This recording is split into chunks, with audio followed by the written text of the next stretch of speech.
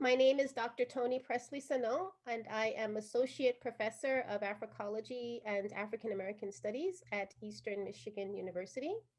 I am so very honored to chair this panel of esteemed, incredibly talented filmmakers and actors. My hope is that our conversation will educate and inspire each other, as well as our viewers. And to that end, I have a small candle here to light our way. So I will again begin with introductions, and then we'll move into some questions that I hope will drive a bit of creative chaos. Um, so first up, we have Guetty Felin. Born in Port-au-Prince, Haiti, reared in the United States, and having come of age cinematically in Paris, France. She is an award-winning Haitian American filmmaker with a rich and eclectic background in the film and television industry. She writes, directs, and produces both documentaries and narrative films. In 2007, she launched Belle Moon Productions, a US-based company that has since been the producing entity of all of her works. In 2014, the Women's Film Institute honored her as one of the most vital figures in film, television, and media in the San Francisco Bay Area. In March of 2020, she was president of the feature-length narrative jury for the Freiburg International Film Festival. Guetty's feature narrative debut, Ayiti Mon Amour, premiered internationally at the Toronto International Film Festival in 2016 and is currently touring the festival circuit around the world. The film was bought by Orange Studio for distribution in France. It won Best Narrative Feature at the Black Star Film Festival and was Haiti's very first Oscar contender for Best Foreign Language Film category for the 2018 Academy Awards. The film was widely acclaimed by the press. Variety called Felin a strong and distinct new voice in international cinema. She has a feature-length documentary, Broken Stones, on self-recovery, in post-quake Haiti, which was selected in over 24 festivals around the world and garnered 2 Grand Prize awards at the Belize International Film Festival and at FEMI in Guadeloupe, and was broadcast on French television in 2012. Her upcoming feature-length narrative, A Rooster on the Fire Escape, was the recipient of a major grant and was one of the 15 international projects selected for the Atelier of Cine Fondation in Cannes 2018. It participated in the No Borders program at IFP Film Week fall of 2018, and the project is slated for production this summer. Next, we have Jimmy Jean-Louis, Haitian born. Jimmy grew up in the slums of Pétionville until age 12 to become a Hollywood celebrity and a global cultural ambassador to Haiti. Earlier in his career, Jimmy worked as a dancer and a model in France, Spain, Italy, South Africa, and England. He moved to Los Angeles in 1998 to pursue acting. And since then, his acting credits include Tears of the Sun, starring Bruce Willis, Fat Girls, starring Monique, NBC hit show Heroes, CW show Arrow, CBS Extant with Oscar winner Halle Berry, and produced by Steven Spielberg.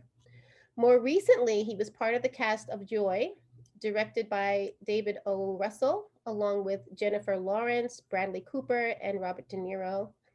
Jimmy was also a regular on the TNT TV show Claws. He is the producer star of the movie Rattlesnakes, coming to Hulu in August. Jimmy co-founded the Los Angeles-based production company Jet Media Production in 2008 and has several production credits already. I encourage everyone to check out Jimmy's more extensive and very impressive biography by going to his website, Jet Media Production. Raynald Leconte, Haitian born, is a film director and producer. He currently resides in New York City, but has lived in Africa, Europe, South America, and South America. He earned a Bachelor of Science in Electrical Engineering from Boston University and was trained as an actor at Lee Strasberg in New York, participating in several off-Broadway productions. A serial entrepreneur, Raynald has over 20 years of experience in media and technology. His corporate work for top media companies like CBS, among others, was the springboard for his successful launch of 3 new media startups. Raynald's first major film, In the Eye of the Spiral, was winner of BAFTA's Best Documentary Feature in New York City in November 2014. The film was narrated by Annie Lennox, of the Eurythmics, I'm assuming, Raynald, with music by Brian Eno. Real Maravilloso, excuse me, is a tour de force engaging the world with Cuba's marvelous realism literary movement through the legacy of Alejo Carpentier into Cuba's current realism. Raynald's vision is to continue to create a series of documentary films in emerging markets by showcasing the extent to which aesthetics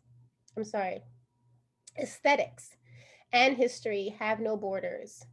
As he says, we have started with the Caribbean basin, and after focusing on 2 of its most enigmatic countries, Haiti and Cuba, our camera will soon land in Africa to continue the journey into the source. Finally, we have Shirley Bruno. Shirley is a Haitian American filmmaker and artist. She takes her point of departure they take their point of departure from neglected histories as well as rumors, dreams, superstitious beliefs, memories of both real and imagined. Shirley's work has screened nationally and internationally at major festivals and contemporary art exhibitions. Her films Tezen and An Excavation of Us are included in the permanent collections of Centre National des Arts Plastiques, France, Leal Rios Foundation Lisbon, and Videograph Montreal.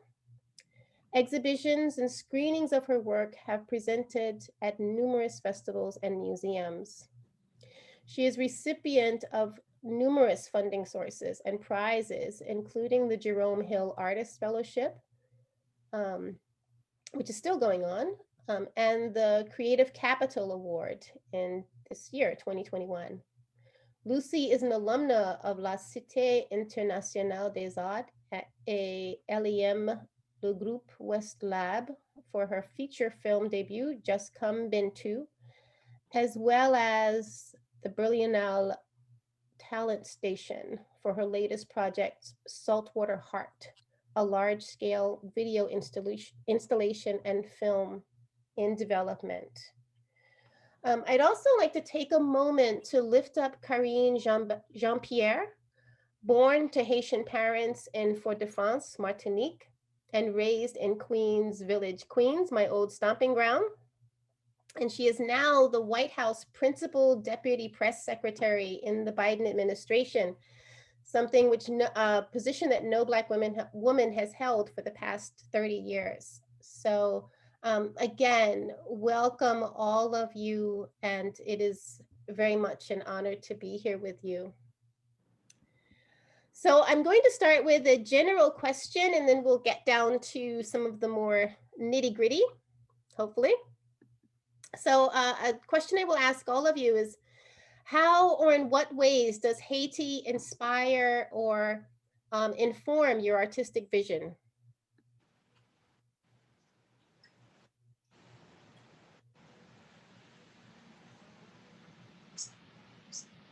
Well, I'll take the leap. Cool. My formative years were spent in Haiti, and the desire to become a filmmaker was born in Haiti. And so for me, it's deeply, deeply, everything that I do is deeply inspired by those years, by the search for home, is, you know, being the daughter of immigrants in exile, um, the mysterious ways that we go through life and how we marry the world of the spirits and the world of those who are here. It's deeply informed by Haiti. I just find myself like I can't get rid of Haiti in my work, even if I wanted to. And for me, I mean, if you look at Ayiti Mon Amour and just going back to Haiti after the disaster 5 years later, and not wanting to talk about disaster, but talking about life going on, that is the Haiti that's constantly inspiring me, the Haiti that I see that's not being seen. So yeah, it's deeply, deeply, deeply, deeply informed and inspired by Haiti. Thank you. Beautiful. I guess I'll go. Hang on, I'm on mute. Well, I think I would also say the same thing that Guetty. I mean, on my end, the Haiti for me was put on the spotlight after the earthquake, and I felt a call, a duty, a call to arms to do something, and I was a little bit saddened to see the representation of Haiti in the mass media, and I felt that like all of us here, it's time for us to start controlling our message and driving the history of Haiti and the culture and its people. So again, likewise, I couldn't get away from Haiti when I started making Spiralism, in the eye of the spiral. And then I couldn't get away from Haiti when I switched over to Cuba, where I realized the movement that inspired Real Maravilloso was really the when he went to Haiti to look at the Haitian Revolution and was enamored by the Macandal, François Macandal story. Macandal was one of the lead revolutionaries that helped take down the French Empire. That the Haitian myth, the Haitian culture, the Haitian roots of its African heritage, the Haitian voodoo, and then you go to Cuba, you see Santeria, very similar to Haitian voodoo. You go to Brazil, you see that same sort of impact as well. So Haiti is, as Frankétienne say, is a massive, chaotic, is a chaotic mountain with a combination of vast amount of energy, culture, spiritualism, art, creativity, and I think we need to continue that dialogue on the big screen.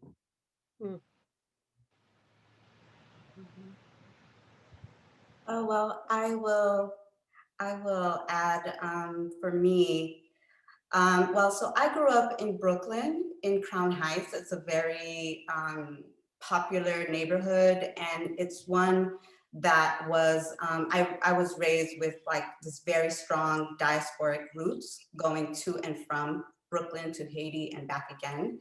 I like to say that I grew up with, my first language was a hybrid one. It was a mix of English, Creole, French, sometimes spoken in the same sentence, sometimes in the same word, creating new words, new syntax, new grammar.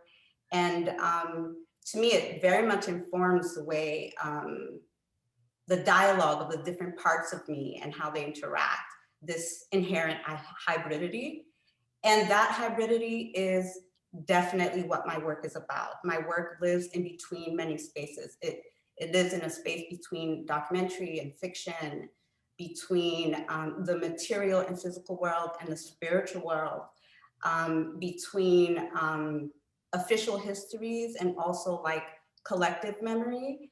And my work is very much about like following the thread of oral tradition, oral storytelling, all these different traditional ways of life, traditional philosophies that to some people, they see it as some dying way of life, but for me, it's not. It's very present it's very much in our collective consciousness and the way we move.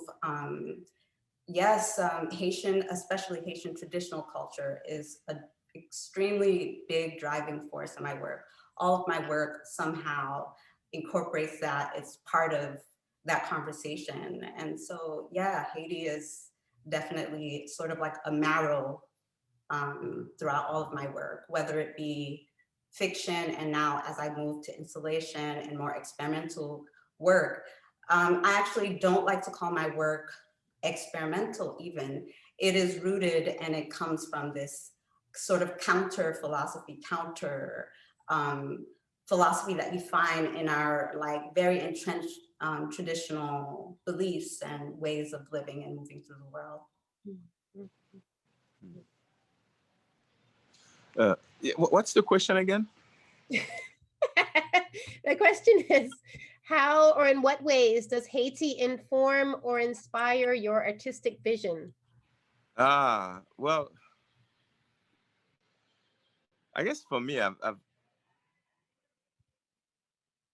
been acting mainly. So as an actor, you always infuse a little bit of your roots, of your history, of yourself, of your culture within the characters that I've played. And also I was fortunate enough to play some major Haitian characters, such as Toussaint Louverture, or even being the Haitian on Heroes. You always have a trail of the Haitian identity of a lot of what I do. When I'm in Europe, you still have that same trail. When I'm in Africa, I still bring that Haitian roots, and in America as well. So I'm tempted to say everything I do has some kind of Haitian element in it, and I'm very proud of that, and I want to continue to portray some of that Haitian value in whatever I do, because I believe that within art, within culture, we can find ways to bring some positive lights on Haiti. So I just stay on my lane, and I'm all about the Haitian value, as far as I'm concerned. Right on. All right. Thank you. Beautiful. All right. So let's get a bit into a little bit more specific regarding your films. So one thing that really struck me about all of the films was the presence of the environment. All of your films deal with the natural world, the natural landscape that is Haiti. We have in Tezen these gorgeous long view shots of the Haitian countryside, and hear the sounds of nature in the clear, cool rivers, and we hear birds singing. An excavation of us takes place in a grotto or cave named for the revolutionary fighter Marie-Jeanne Lamartinière. In Ayiti Mon Amour, the main character, Orphée, and his mother live by the sea. And one of the pivotal moments happens while Orphée is swimming. He's transformed, given the power to conduct electricity. The artists of both of Raynald's films, The Eye of the Spiral and Real Maravilloso, constantly refer to their environments as inspiration, with one declaring that the Haitian landscape contributes to the desire for metaphysical contemplation. And even though it doesn't seem to be addressed directly in this series, Toussaint Louverture, one major reason that the revolutionaries were able to win the war against the French was because of their ability to blend with the natural environment. This is all in the face of severe environmental degradation. Of course, the condition that the whole world is facing. Can you talk about the statement you want to make in having the natural environment feature so heavily in your films? Concomitantly, what impact do you think environmental degradation has or will have on the Haitian or more broadly Caribbean artistic imagination?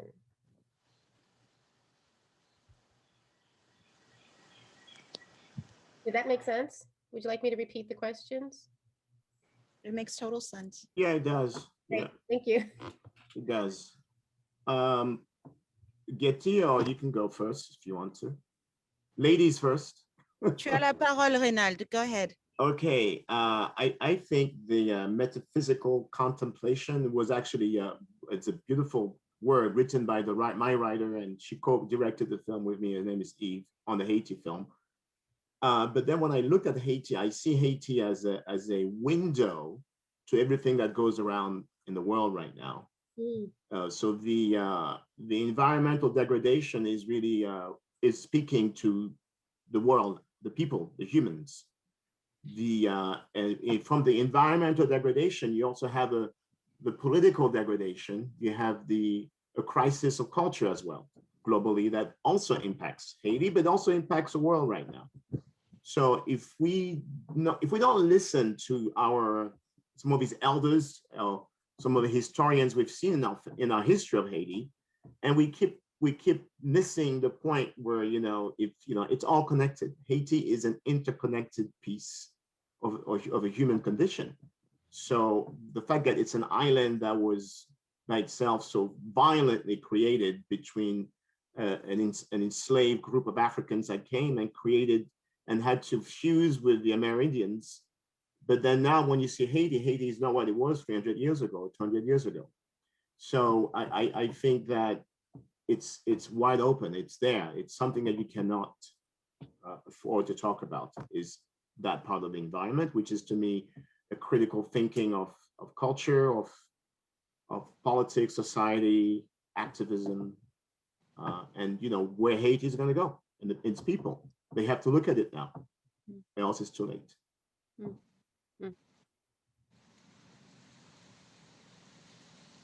I think the natives here, the original people of this land in the United States and also in Haiti, have always believed that we were stewards of the land that we inherited, and so that doesn't change. And I feel like today we are at war with the environment as opposed to making peace with it. And for me, in Haiti specifically, because we only have like 2% of our forests left, and we are hit like the hardest when like hurricane season comes. We all sit there and we pray that it will just kind of like bypass Haiti. We don't pray that it goes somewhere else in another country, but that it just falls like out in the Caribbean Sea somewhere away from us, because we can't take the degradation anymore. And so it behooves me as a Haitian filmmaker making a film in a place like Haiti to speak about this, because it does affect our lives on the daily. And I shot Ayiti Mon Amour in a place that I knew of, and I'm watching change. I mean, like the way that the sea is encroaching on the land, and that had to be part of the story. I cannot. And Shirley was talking about like hybridity in her work, and that film for me, Ayiti Mon Amour specifically, had to bring in the documentary elements of it, because there were like things that were happening while I was shooting that had to be part of the narrative of this film. And because it was talking about life going on after disaster and how we're mitigating and navigating like post disaster, and how it's in our hands to be a part of that, the change that we seek for a place like Haiti. So when you see the scene where the fishermen are talking about, like the degradation of the sea and the warming of the sea, this concerns them, just as much as it concerns, other fishermen in other parts, like in Kiribati, for example. And so that conversation of bringing it out from like the smaller, like petite histoire dans la grande histoire, and how I always try to put Haiti in conversation with the outside world, and having that conversation between us first and before it can go out into the outside world, that was vital for me. I could not like bypass that. And as someone who really like deeply care about the state of our environment, I could not bypass it. And so, and also to have the intergenerational dialogue that Orphée is having with Jaurès, for example, about the way things were and the way that they are now, that is like a deliberate conversation that I want us to have as well in Haiti with the people who've seen, who have like been witness of the disaster, and those who are part of like, you know, the disaster in the making. So yeah, I mean, for me, that had to be part of the conversation. Thank you.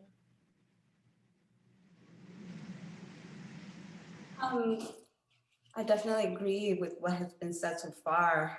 I would say I'm definitely not so well equipped to talk on environmental activism and talking about the environment on such a great scale. Obviously, Haiti is a big part, has a lot to say about that, and has lived through a lot of disaster phenomenon and also renewal, revitalization at times. I know in my work, it is impossible not to talk about the environment, not to show the environment, not to have you experience it in a sensorial way. And when I think of times living in Haiti, me living in Haiti, I mean, you know, especially where I tend to live, tends to be in a countryside, you know, life happens outside, even in the city in Port-au-Prince, you know, real life really happens outside. And so you have to show that. I know in Tezen, the laku that the Charles family, who I collaborated with to make that film, they are, you know, they cook outside. There's this whole relationship, of course, to water, because, you know, access to water, it is varied across the island, but it's always a question, where is this water from? Do I drink it? Is it okay to bathe in this river as opposed to another? There's also stories and rumors and sometimes spiritual aspects to why you should be in one body of water versus another. And of course you have the pilgrimages to, like, the spiritual pilgrimages that you make to Sodo, for example. And that's just like part of life, you know, it's a constant conversation. I remember even in making Tezen and the fact that the Charles family, they cook outside mostly. And so the kitchen is outside, everything is really outside. And I have some scenes where I very much like to emphasize what you can't see, what you don't see, what is obscured in work, in what your eyes can see and what the frame can see. And I have a scene where you see the mother cooking, but just her legs and her hand motions cooking outside, frying some fish outside, as she does. And I remember my cinematographer, he was like, people won't understand that, where is she? You know, we're outside, we're not inside, we are shooting from inside to outside. And I was like, this, to me, it didn't even occur to me, but when that conversation started, even more so how important it was to assert, like, oh, this is life, this is how we move. And I am very much interested in not, you know, Haiti is much aligned in the media, in imagery, in politics, and in that big conversation. But I am not interested in also showing like a very beautiful side, of sort of corrective side of Haiti either. I'm interested in showing regular life, normal as we live it. And, you know, I think the truth lies somewhere there, you know, in between, you know, the negative, the positive, all of this, you know, and we need to see more of that. Exactly. Yeah, Haiti in all of its fullness. Yeah. And those of us who have been to Haiti, we knew exactly what was going on. Right? And I love the scene with the dog and the cat. Like, you know, they're always there trying to find something, because it just brought back such, you know, beautiful countryside memories. And that's the other thing. It's also who my audience is. My audience is for Haitians. You know, I'm not trying to explain a lifestyle to the Western world or the outside world. I believe in making inside work for inside people. So I know who my audience is. It's Haitians, it's people of the diaspora. Everyone, I think, understands that scene, needs to understand it. That's who I made that film for, you know? Yeah, thank you. And I'd like to add that, you know, in terms of like, you know, as we're constantly portraying Haiti, we're constantly demystifying the gaze that the outside world has on Haiti. And so that is a struggle because people are expecting certain things constantly. You say you're doing Haiti and people have already Haiti in their heads. And so there is a sense of like, yeah, we have to justify and explain, but people don't understand that we come from a culture that is not a Cartesian culture where everything has, you know, a reason, a raison d'être. There are things that happen and people tell you and you just believe it. And you just, and so the idea of like, you know, seeking the truth about Haiti, it's not about like truth, it's more about like the sincerity of like, you know, that image, that way of walking, that way of saying this, that way of existing, which is not what we see, you know, when Haiti is portrayed.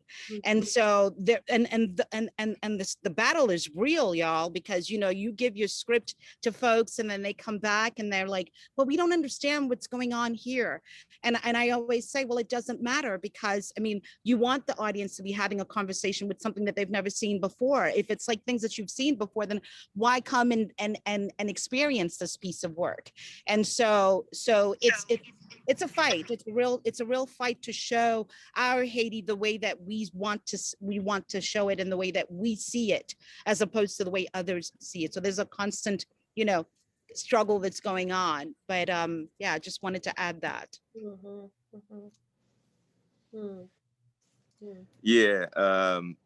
Well, as far as Toussaint Louverture is concerned, unfortunately, the movie wasn't even shot in Haiti, and I thought it was that situation itself, the fact that we're talking about one of the most important heroes of the country, talking about the Haitian Revolution, but yet we couldn't even shoot in the country. So that tells you a lot about the actual situation of Haiti. So with that comes all big and major topics, whether it's politics, whether it's security, whether it's you know, poverty and everything that is tied up with Haiti. So yeah, unfortunately, I wasn't the one who produced the movie, so I had little say about, you know, trying to even shoot a few scenes in Haiti. I would have loved that, you know, because I think it's still possible, regardless of the state of the country. It's still possible to find ways to shoot, and that is why, you know, you guys, you know, especially Guetty, you've been able to shoot your entire movie over there, and we do have other people who have been able to shoot in the country. But you know, when it comes to much bigger productions, big money, you know, unfortunately, the insurance would not take the risk to insure the production to shoot in a country like Haiti. And all that is because of the current state of the country, unfortunately.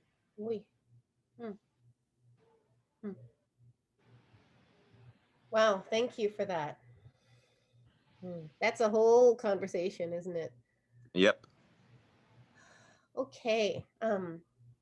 Relatedly, I found that The Eye of the Spiral is not only about the spiral and the spiralist movement, but the spiral also informs the film's form. For example, in the way that the owner of the Galerie Monet talks about her day starting off in a downward spiral and then moving into an upward spiral by the end of the day, the example that she uses was a bit problematic for me. And I think it's tied to Mario Benjamin's point later on about the pigeonholing of Haitian artists by foreigners. She recounts passing a group of marchands surrounding a woman who was bathing, protecting her from view, I assume. And for some reason, that's a highlight, an upward spiral for her. And yes, the woman smiles, and that's one thing. But I very much doubt that bathing by the side of the road was a highlight of her day. she probably would have been much rather have been much happier driving in an air-conditioned car with her fellow marchand on the way to their own homes, where they could take a cool shower in privacy. Which of course reminded me of Edwige Dantica's essay about the problem with the use of the term resilient to describe Haitian people. It implies that Haitian people are okay with being beaten about and will be fine no matter what. And this, of course, goes back to a moment very early in the film when you're asking about how Benjamin's newer work is received by the French, and we're told by her that, by the owner, the gallery owner, that it's not what they expected. They wanted the exotic folk images that made them comfortable. I'm wondering if you could talk about the tension between what is expected of Haitian artists and what is true for them and for you as a filmmaker. You asking me? Yes, I am asking you, Raynald. Good. Well, I think the reason why I made a spiral was to show a whole different viewpoint of not just Haiti, of the human condition. And Haiti was exhibit A, okay? So when you look at a Frankétienne, I'm going to divert a little bit. Frankétienne, Jean-Claude Fignolet, and René Philoptet. These are giants. These are intellectual giants. Quickly, how inspired were you by Frankétienne, by the way? Frankétienne is the most probably under-acknowledged energy in the world, okay? Yeah. He is probably I call him the Black Hemingway meets meets maybe Che Guevara, because that's the energy he's he bigger than that guy. He's oh my gosh. He is a prolific writer, a prolific artist in his own ways. He's also a performer. He's a performer, while Fignolet is more of the typical intellectual, more reserved. Frank is, but this is what Haiti is. Frank, if you look at Frankétienne, you look at Jean-Claude Fignolet, Frankétienne is what you don't expect from a Haitian philosopher slash artist slash, literary giant. Fignolet is what you expect, okay? So I think to answer your question, Mario Benjamin did say something that was interesting. He said, people don't expect Haitian artists to go out of Haiti and go to a gallery in France or in London at the Tate and get something a little bit more different and become Haitian hyperrealism or Haitian surrealist. They think all Haitians are going to paint trees, they're going to paint what they see in the island. So I think, my answer to you is, listen, Toni made a point, there's a point of view in the world that sees Haiti, as Toni mentioned.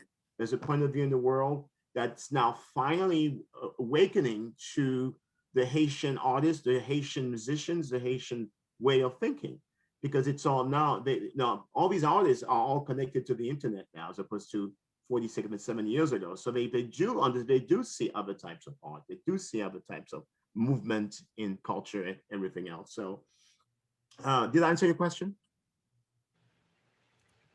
Jimmy's or mine? Your question. Oh yes. You Yes. Of course you can answer it anyway. That's my. Yeah, but the thing is, it was amazing the way that the form of the film, it was almost turning in on itself for me. Well, it is, because the film became a spiral. So I think when you start the film takes over. Right? The film becomes its own unconscious entity. Mm-hmm. So it was also a very difficult film to edit, because there was so much information that you had to transcribe an aesthetic philosophy into 52 minutes. Okay. On the other hand, the other film was a little bit easier to make, because it dealt with a literary movement that was inspired by the Haitian Revolution. Okay, it was inspired by an Afro-religious revolution that dealt with mystical energies, that dealt with the past brought into the future to create a dream. Okay, and that was the Real Maravilloso, marvelous realism. The Haitian spiral, everybody comes out of this film with a different opinion. That's the whole point of it. It's a non-linear, non-Cartesian West Indian way of looking at life. And that's what it is. Yeah, beautiful. A circular, Yeah. cyclical way also of looking at life that we Yeah. find also in African myth and traditions. Yeah. Yeah. Jimmy, did Raynald answer your question as well? Yeah, of course. I mean, I know Frankétienne very well, so that's why I wanted to hear what Raynald had to say about him. Well, he was very easy to film. I mean, I could have just had him in the film, from beginning to end. Yeah, and I do want to do that at some point with all the footage we have, is to just do a biopic of him. Yeah, yeah. That's a biopic right there. So I know. That's a film that needs to be done. It's already there. Thank you for asking. I have it in my. So Jimmy, let's get some money and let's do it. Yeah, listen, I'm all game. I'm all game because I believe as well that Frankétienne is probably one of the greatest poets and artists that we have in the world. I'm not talking about Haitian. I'm talking about in the world. You know, as a person, he's just incredible. His energy is just right there. So I'm definitely down. We talk about living. So there's not much time. You know, I think one of the things I'm trying to we are in a race against time for some of the subjects some of us are looking at. A lot of these amazing characters are not going to be here forever. Yeah. And I think our traditions are also going to be eradicated or changed by the usual suspects if we don't continue to keep them alive. Yeah. With the oral traditions that we talked about from Shirley and also Guetty as well. You know. Yeah.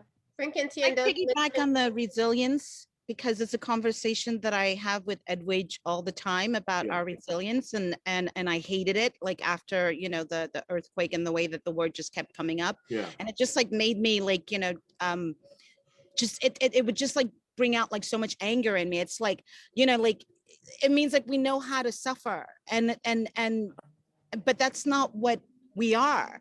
We are constantly seeking perpetual rebirth, renewal all the time. And so that spiral that you talk about, Raynald, and that spiral of Frankétienne, I'm just bringing it home here, is a spiral that I think others don't understand, because we are steeped into like this both world of like the world of the spirits and the world of like the reality, and the fact that Haitians were always dreaming for the world to be beautiful. When you look at Haitian paintings as well, like we cannot imagine the world to be a disastrous place, even if it is. And so like la philosophie du chaos that Frankétienne like speaks about is like finding like that beauty within that chaos as well.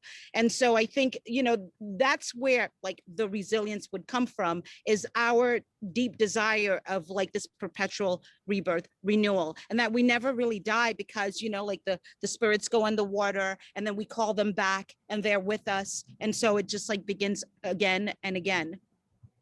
I agree. And you know why? I've never used that word in any of my films, that word right there. And I will never use it, because I know who wants us to use that word. Let them use it. Let them use it. Yep. Because you know what? We are all humans. Okay. You go to Chicago, you could use that word as well in Southside. Use it there then. If you want to go somewhere, use that word. But Haiti is as old as the Americas is. So we're not going to use that word. Right on. Jimmy, I know you have to go soon, so I want to ask you a very, very important question. What was it like to portray this monumental historical figure, Toussaint Louverture? Can you talk a bit about how you prepared for the role? Were you able to visit Fort de Joux? Did you read any particular texts? Yes, of course. I did months of preparation, leading up to playing the character. Watched a few documentaries, read a few books, spoke to a few historians.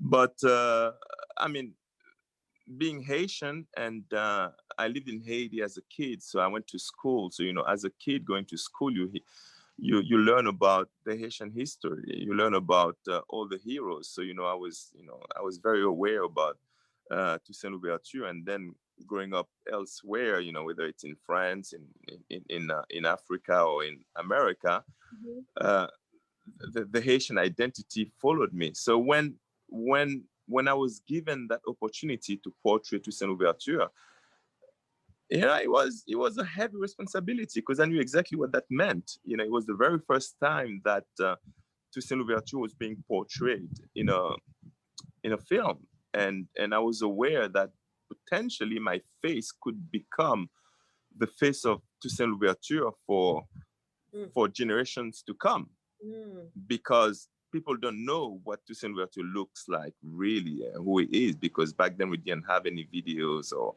pictures of those heroes. So you know, I was extremely conscious about that kind of situation, and also I knew that everybody was waiting to see what was going to happen with that performance. So and I am Haitian, so you know, it was very heavy, you know, to say the least. And I have to say, it was a tour de force for you, my dear friend. It was beautiful. Yeah, thank you. So you know, I really had to give it all, and that in many ways.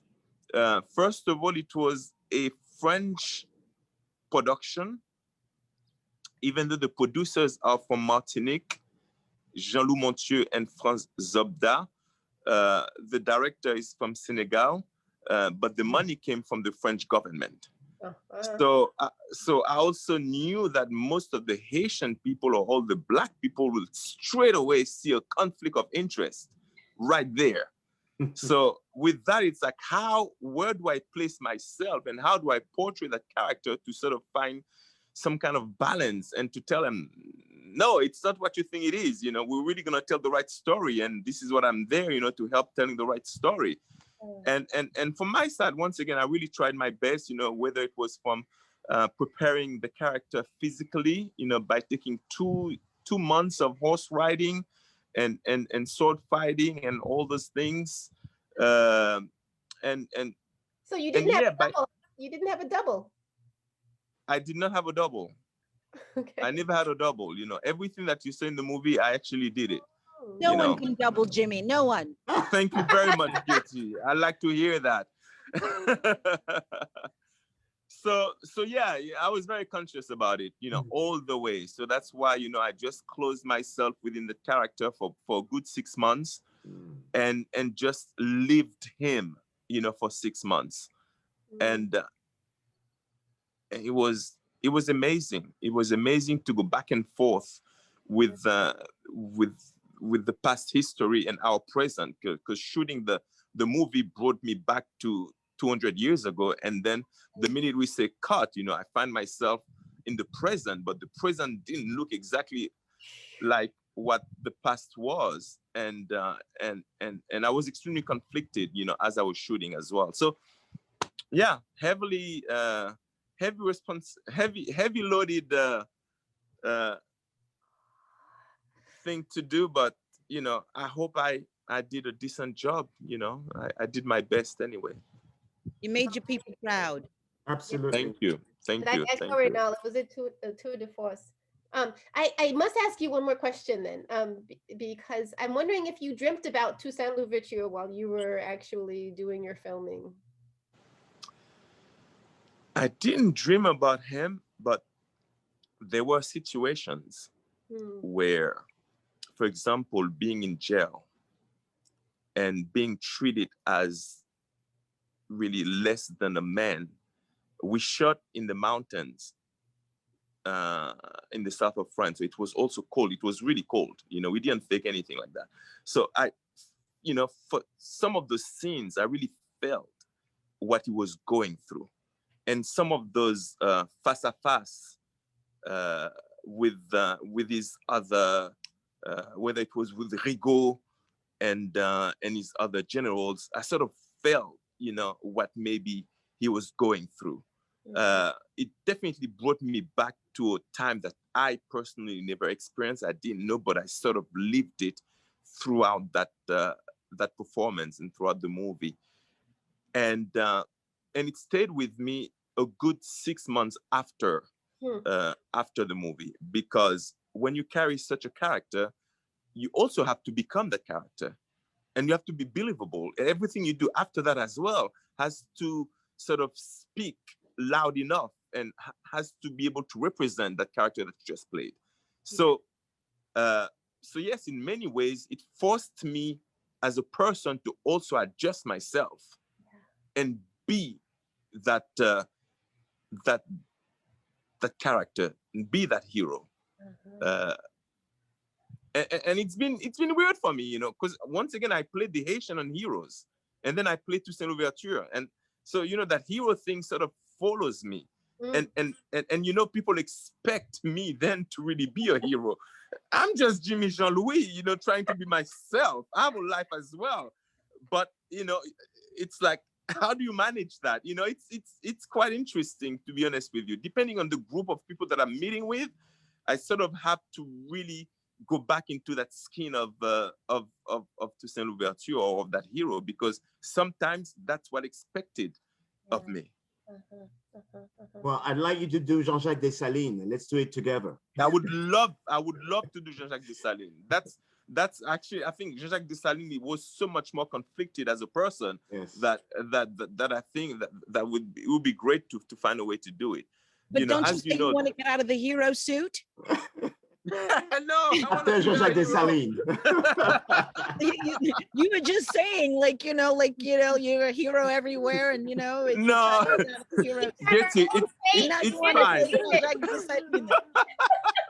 Guetty, he needs to finish his history. I'll take it. I'll accept it. When he goes to the next Spiral, he'll do that. Completely. Actually, Guetty, you bring up, or Raynald, you bring up another question that I had for Jimmy, which was, I did feel like Dessalines got a bit of a raw deal in the series, in the way that he's portrayed. He's always ready to kill, and at one point, I think Toussaint says to him, you know, stop, you know, it's not always about killing.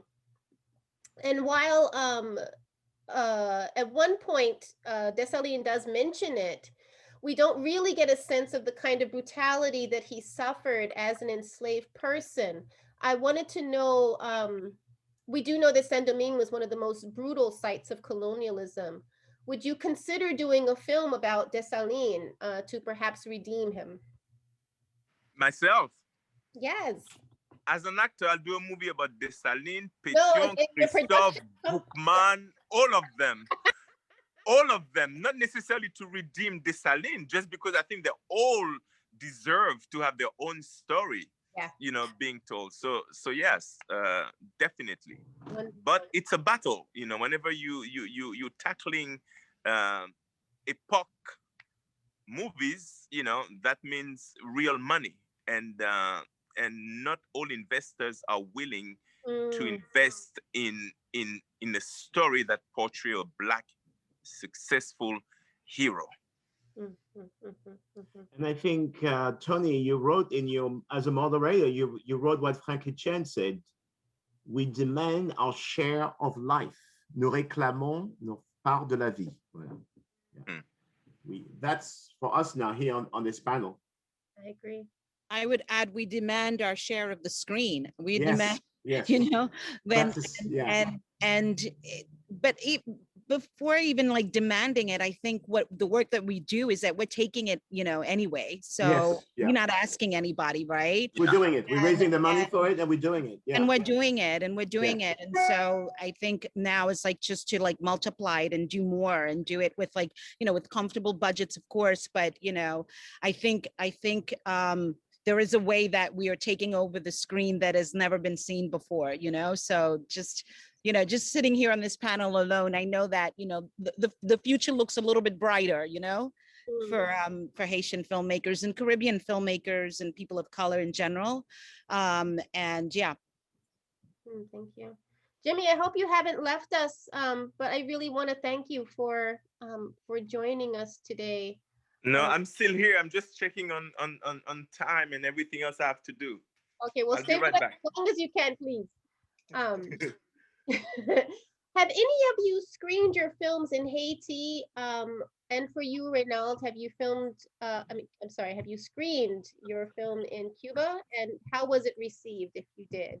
Oh yeah, in Cuba, I screened in Cuba, and also the Real Maravilloso won the Cuban American Film Festival in Miami last November. It also won in Corrientes, Argentina, which is a very sort of like interesting festival. So it won in Argentina. It's won in Corrientes. It's gone and win in an international film festival, and now it's showing in Bacala, which is south of Tulum, in a lake called the Lake of Seven Colors. So there is this, the Real Maravilloso and Spiralism, all of this exists in all of Central South America and the US as well, because it's all these influences of African. Without Africa, there's no Cuba. Without Haiti, there's no Africa. So that in a way, if you look at that, the Africans came and helped create Haiti. The Africans came in Cuba. The Africans came in Brazil. Haiti was, I've screened it to a very small audience, and to this day, I'm still waiting for the big screening in Haiti for the Spiral. It pains me because we already lost Fignolet. We've lost Préfet Dufaux, who was in the film, who is one of the big masters. We lost Sébastien Jean, a young artist who fell off a tree and died in Haiti. Okay. What, And Sébastien Jean's dead? Dead, yeah. Sébastien died a few months ago. He fell off a tree. He's the in one with the Haiti. tap tap painting on the tap tap? Yes, that's a really handsome guy with a beautiful shot. My God. You know, he passed away. So we also lost Monet, who was the guy who was married to Toni, the gallerist, who was one of the big. I loved his. Michel is gone as well. So out of the big characters, I'm talking about 20% is already gone. So I need to go back there we need to do a big screening of that film. You know, Make it happen. Let's talk afterwards. Yeah, let's do that. Yeah, thank you. Yeah. As for me, I mean, like I've showed all my films in Haiti, even the films that have not been about Haiti. The Haitian audience is like the toughest audience to show to, because especially if you're doing anything about Haiti, right? They love you, they're coming out and they just support you and everything. And then they're going to pick up on like little things, you know, that you probably like did not like, you know, you were not ready for. And they're going to grill you on that, you know, on that specific thing.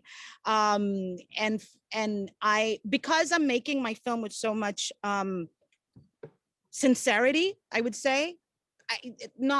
I don't really like the word truth, because, you know, that can be dangerous, because if we're imposing like our truths, you know, on folks, I mean, we've seen what that can, you know, what that can lead to, right? I prefer the word like authenticity and sincerity. And because I'm making it from that space and also a place of love, that's what transpires at the end, right? Of course, you know, they'll grill you on a little thing, or they'll laugh at like something that you didn't think was necessarily funny. And that's okay too, because, you know, like people are having different conversations with what they're seeing, like, you know, on the screen. And because of that, all across the board where, you know, like the work is seen, people get it. I mean, you know, when I showed, you know, Ayiti Mon Amour, luckily, you know, traveled like all over the world. I mean, like all over the world. The furthest part I went was in Kazakhstan. And when people come up to you and say that they can feel that, you know, the love that you have for this place and the people in this film is the same love that they have for their own culture and the way that they want to protect their culture, and they don't even speak the language.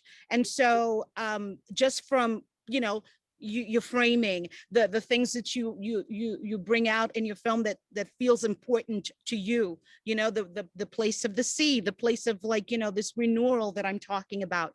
They get it. And you don't have to like force feed anyone. You don't have to like hammer anything over people's head. You just have to trust that it's a magical space. Making film is trusting the magic of cinema, that and then whatever it is that you are building there and through the story, you let it go and you surrender, and people get it. They receive it and they feel every single thing that you felt when you were making the film. So I trust that. And for me, it's been a beautiful journey. And every day, like I wake up and I say, okay, I know why I'm doing this. I know why I'm doing this. And that's what keeps me going. Even if, like, you know, I have to like have a fight for like more funding. I'm going into production this summer. But I have to keep reminding myself, I know why I'm doing it. I'm doing it for those people who can see themselves on the screen represented in a certain way through their beauty and their laideur and their complex ways, but that it's done out of a place of like sincerity, respect, love. Yeah. Right on. Right on. Yeah, my work has screened throughout Haiti in Jacmel area, at the Cine Institute, also in Cap Haitien, Port-au-Prince, at the theater in Cine Triomphe, which was like very exciting. It's screened around the world also. It still shows on television as well, TV5 Monde, which is great because it it aired in Haiti and also throughout the Caribbean and also throughout Africa and different parts of different sort of the global South countries. And it has shown like in galleries and that kind of space in Haiti as well. I get a lot of just really, really wonderful and exciting response from the work. I want to show it more in Haiti. It's very important to me for it to be shown in Haiti. I'd like it to be shown in small countrysides,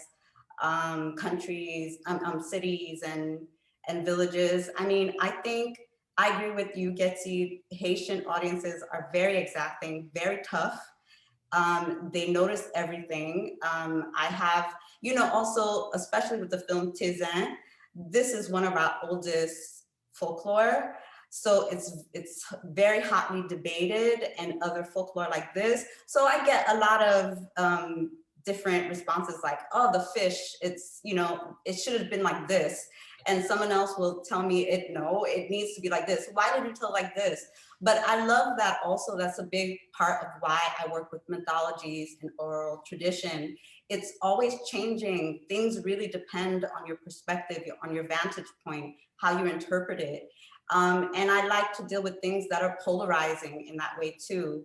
There's some people who, I remember making it and talking to people and about the stories, people would refuse. I had some women, like, because they knew that it was based on Tezen, would walk through my set like, oh no, this is like, because it's Satan, like it's because the folklore and the mythology, it deals with a lot of taboo, a lot of sort of like the underbelly of collective consciousness too. You're gonna get very different responses, very warm responses, but also, other responses that make you think and rethink and recycle the stories again. And so, yeah, I want to continue having that internal conversation, with other cultures, other people as well. But for me, probably because I am in a diaspora, it is really important to strengthen that conversation between the diaspora and the country. Beautiful. All right, I have one last question for you. I have tons of questions, but I won't be able to ask them all. But I want to ask you, what advice would you give to aspiring filmmakers and actors?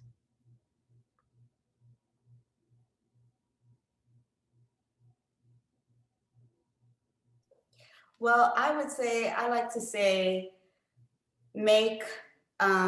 there's so much practical advice you can give people. There's always the question of film school versus experience and connection elsewhere to make work. But I like to get to the core of things, because I think you need to really get to the core of yourself and your values and who you are if you're making any kind of art and film. And so for me, my advice is to make films, make work, make art that haunts you, make work that is deeply connected to who you are, whatever that means. It doesn't have to be a cultural identity. It could be however you know, whatever that means, because your cultural identity will come out in it if you are doing something that is authentic and is truly you. I think if it makes you cry, if it scares you, if it inspires you for years and years, that's when you know you're going to make work that isn't thin. It's full of life, it's full of ideas. And in order to do that, you have to know yourself. You know, there's this Polish director that I love, Kieslowski, that always says, you have to be like a social worker to yourself. You have to know yourself so much.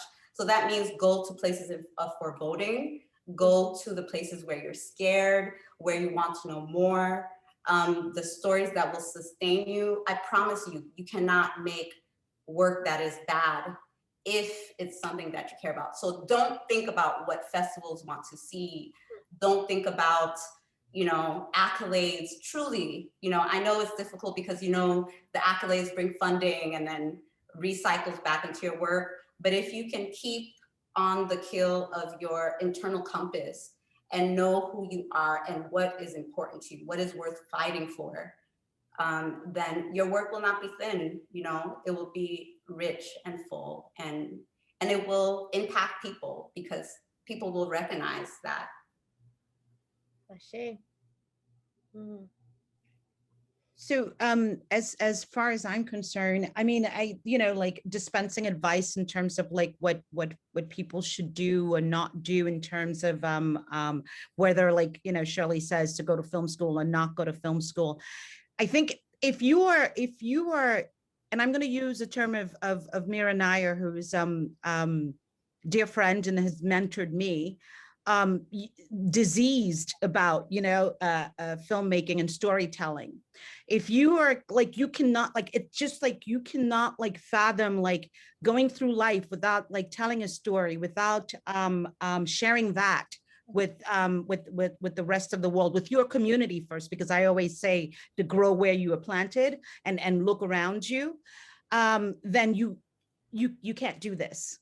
And so one of the things that I did when I moved to Haiti in 2003, and I took my whole entire family, was to start these workshops. And there was this first cinema workshops that had ever existed in the country.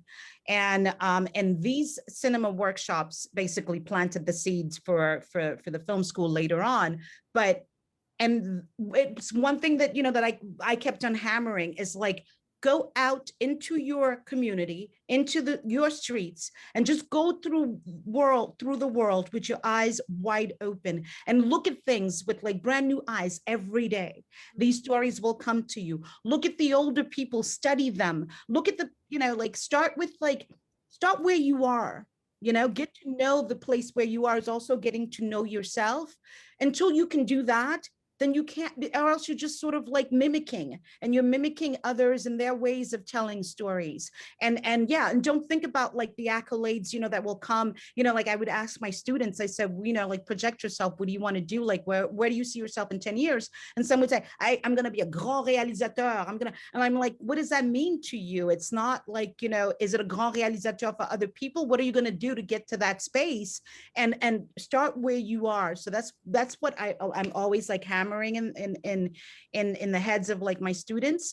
And just recently I mentored some documentary filmmakers in Haiti, and the fight was, okay, you cannot learn in the same way everywhere. And what we have learned is that in Haiti, because of the precarity, that we have to sort of like remove people from those spaces and bring them in spaces where they feel safe and with comfort, and also spaces that are healing.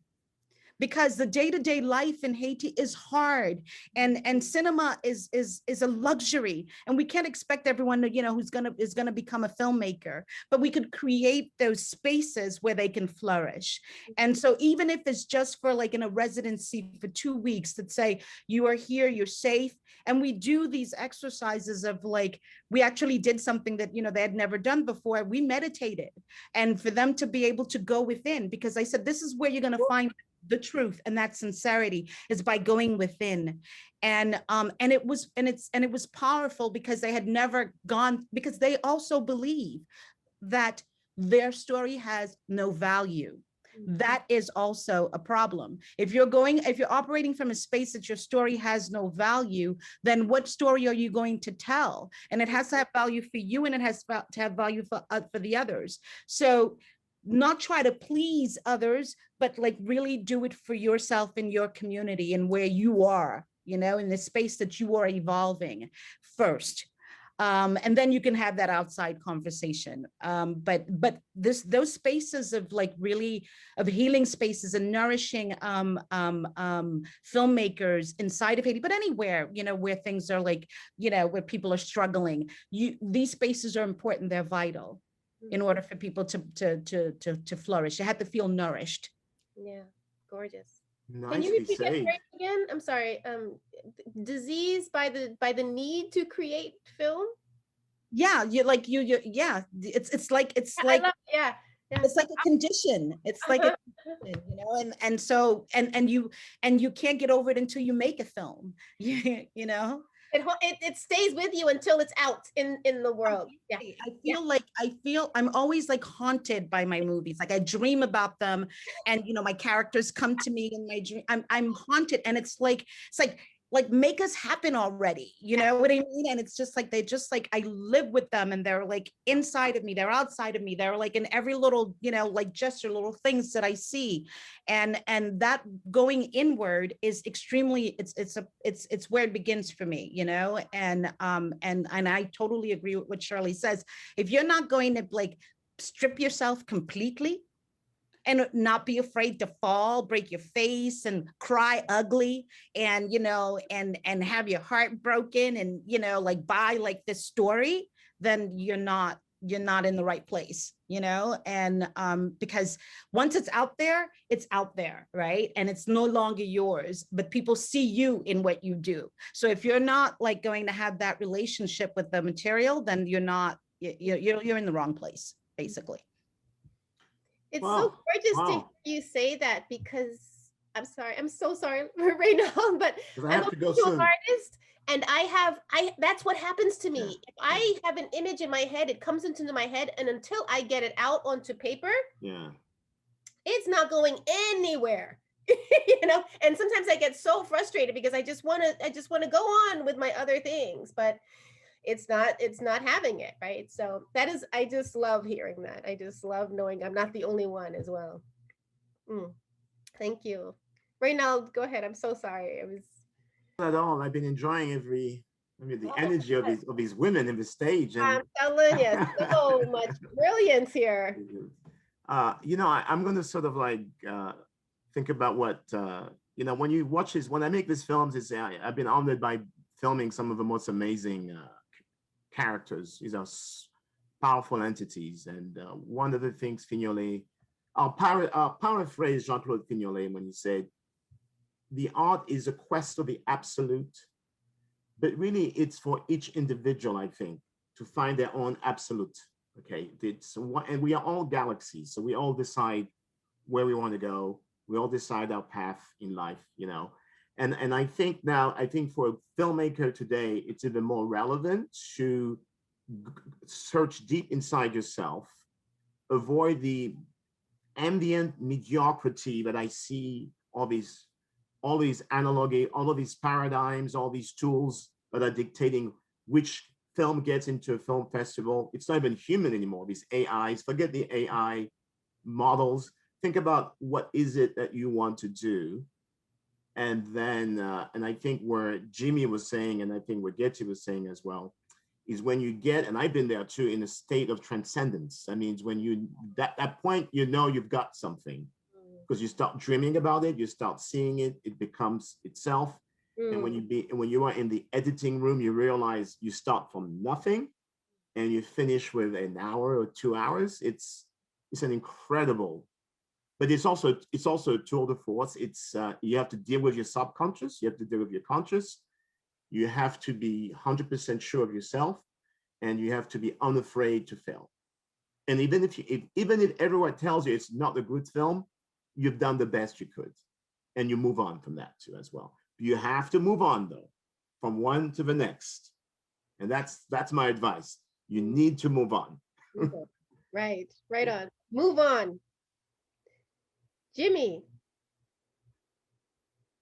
driving somewhere. I know, but I see he wants to have this conversation. With us. He can't get away from us. I know. Yeah, I wanted, I was listening to everybody's comments, so it's always interesting to listen to each other, because I think we all bring different perspective of the business, and even though we probably all mean the same, but the way we experience it might be slightly different. So I think it's extremely interesting to just listen to other artists. Mm-hmm. Mm-hmm. So I guess the question was what word of advice? Listen, I think at the end of the day, people just have to do what they have to do. You have to feel what you're doing, do it for true purpose, for the love of it, and if you're doing something for the right reason or not. So just be true to yourself.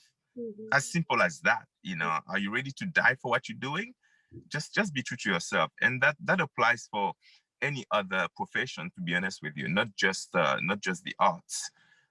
One has to understand that it's extremely difficult to make a living out of the arts, but once you know that, just be true to yourself. Know who you are, know how much you can give, don't give up if you really love what you want, and just go for it.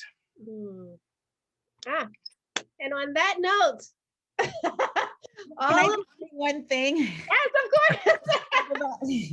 No, because Fellini speaks of him being like, he's like a big liar. Je suis un grand menteur. Actually, there's a documentary that's like, and it's true. Like, we're telling lies when we're making these films, right? But we're telling lies, but it's from a true place at the same time. So it's like finding that right balance, because if you're telling lies, that people shouldn't see that it's a lie, because people will see it if you're not true to yourself, then it becomes a lie, and it's what you see like on the screen. It's like, like he's just like, this is not real, this is not authentic, so if you know where your truth is, like that's like inside of you, like Anal is talking about, like everyone else on the panel was talking about, that's what that's what is going to end up on that screen. Because if you're sort of like kind of like mimicking other people and you're playing around and you don't know what your purpose is and why you're doing this, it shows in the work. At the end of the day, it does show in the work. I think each and every one of us here, whether our work got into like whatever festivals or not, or what it did and where it went, once we were done with the work, c'était un accouchement. It was like, giving birth, and it was there and we're proud of it. It's our child, you don't, in Creole, we say, "Ti moun nan led, mais faut kou boli parce que c'est pas." Right? So, whatever. So it means that you embrace it and it's out there, and you let it become something, for other people out there. Right. Mm-hmm. And so that truth that, that is in this, like the title of this panel, it's within, you know what I mean? It's not like we're trying to show truth of Haiti, or we're trying to show, that's not what that's not what we're doing here as filmmakers and actors here. We're trying to bring out that truth that we have within us. Right. Thank you again. So this has been such a treat. It's been such a gift. I look forward to seeing more from all of you, and please stay in touch. And thank you very much to the organizers for bringing us all together.